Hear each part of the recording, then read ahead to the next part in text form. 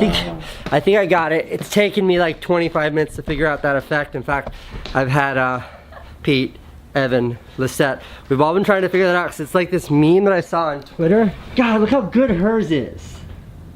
Ready? It's funny every single time. The difference is that's real. Do you think that's real magic? Do you think that mine is as funny as that?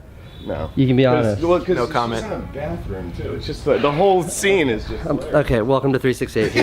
Here's the intro.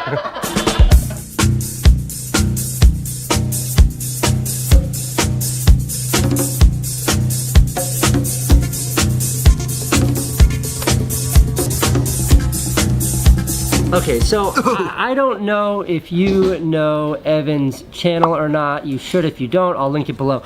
But great, very smart channel, and we were just having a conversation about editing, like editing videos with the, what the hell were we saying? Just how editing is really, yeah, we were talking about outsourcing. Like my managers are constantly asking me to outsource parts of my show so that I can free up time to be more productive with other things. And I just can't possibly see how that would work. And I've tried, like people always say when I bitch about how busy I am, everyone's always like, get an editor. Yeah. Get an editor, I've tried. Or people are like, cool that Dan edits your videos. Well, that's what I thought. I thought he edited your videos. Dan's incredibly talented, but he doesn't come anywhere near these edits. Sometimes he color corrects, but he doesn't do the edits. And of the 800 videos I have on my channel, I've yet to find somebody who can edit my voice. Yeah. Literally the milliseconds between two lines in a voiceover.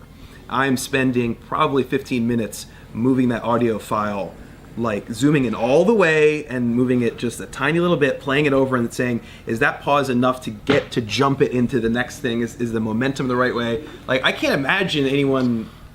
Because that's your brain. Yeah. It's very frustrating when you see comments and notes where people are so dismissive of editing, as if it's like putting gasoline in your car, like it's an objective process or a mechanical process.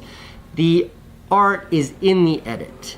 Like, and the fun is in the edit too. I don't agree with that. Well, I mean, I feel like I enter like a flow state in editing. It's when you finish the edit, there's nothing more satisfying. Yeah, and there's nothing more disturbing than realizing you haven't eaten for 13 hours. Okay, and that concludes Evan and Casey discuss editing. Editing.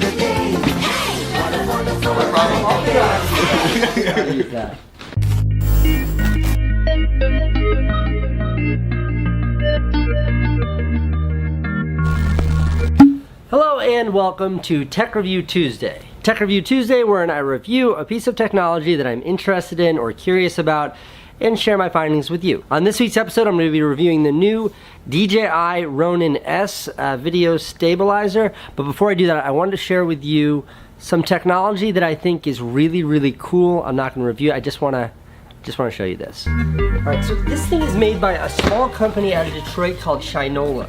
And what's cool about this company, Shinola, the company was started when all of the auto workers in Detroit were losing their jobs. And this company was started to put all those like skilled workers to work making other things. In addition to making watches and handbags and all that stuff, they made, ooh, this is it. They did a super limited edition run. They made 500 of these things. This is a proper turntable, like a record player. Shinola. As we were sort of building out what the audio system should be down at 368, I was like, let's use this handmade, American-made, Detroit-made turntable. I don't know record players, but this is just the bit that sits on it. This probably weighs like 20 pounds. This is like a piece of jewelry. Wow.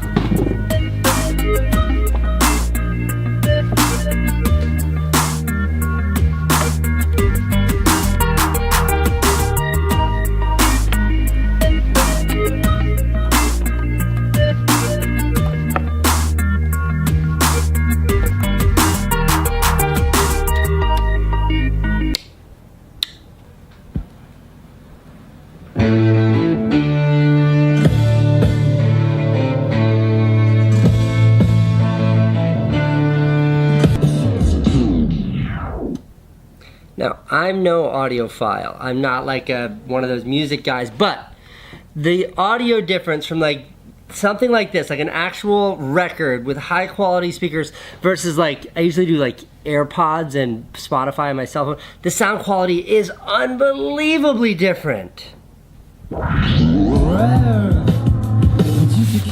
Okay, so now for the tech review part of Tech Review Tuesday.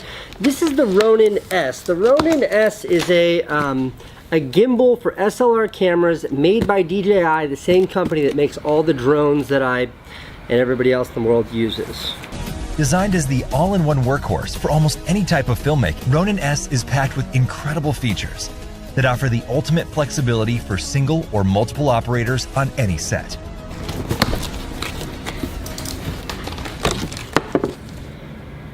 Whoa.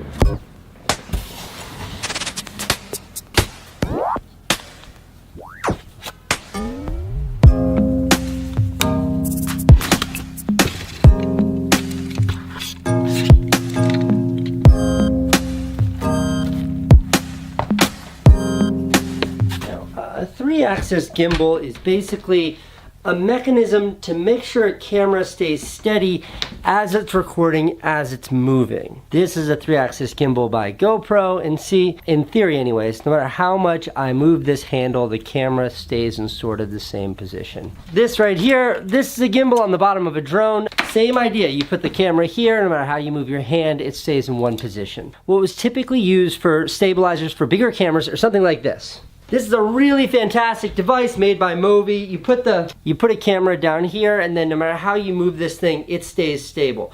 Amazing device. This is how I shot the snowboarding in New York City movie and the Aladdin video. Was with this bad boy, but it's a little bit big, a little unruly. You have to actually have a stand just to put the thing down. From what I gather, the Ronin-S is kind of the answer to all of that. It's a small handheld stabilizer that does what the big one does, but is the size of one of the smaller, more miniaturized gimbals.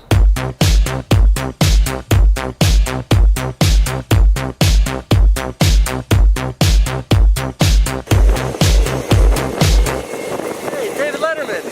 Did you see that? He totally grinned at us too. It was Letterman, right? That's 100% Letterman.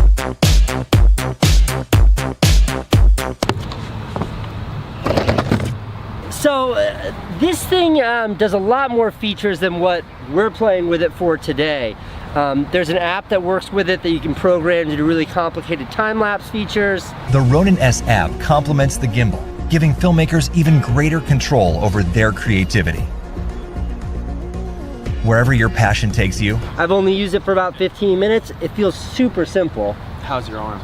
I mean, it's heavy. It is heavy. It Can takes you some operate getting it used with to. one hand? You can definitely operate it with one hand. There is something I like about it, which is you can have a microphone on this, like I do here, and still have it work on the gimbal and still be as stable as can be. Wow. Which is pretty amazing. Oh, the selfie mode's really good too. Like your GorillaPod, I mean, you have a really good grip on it, so you have stable shots, but all you have to do is hold that thing and you'll get really stable. Yeah, if you're like a sociopath when it comes to making vlogs, you could shoot all of your vlogs on something like this. Like, look, this is me using this as if it's a selfie stick or like the GorillaPod. You have to have strong forearms. This thing about doubles the weight of the camera. But it is amazing that this replaces such a gigantic piece of hardware. All right, should we do some shots through the trees now? Yeah, let's do some cinema. Some cinema.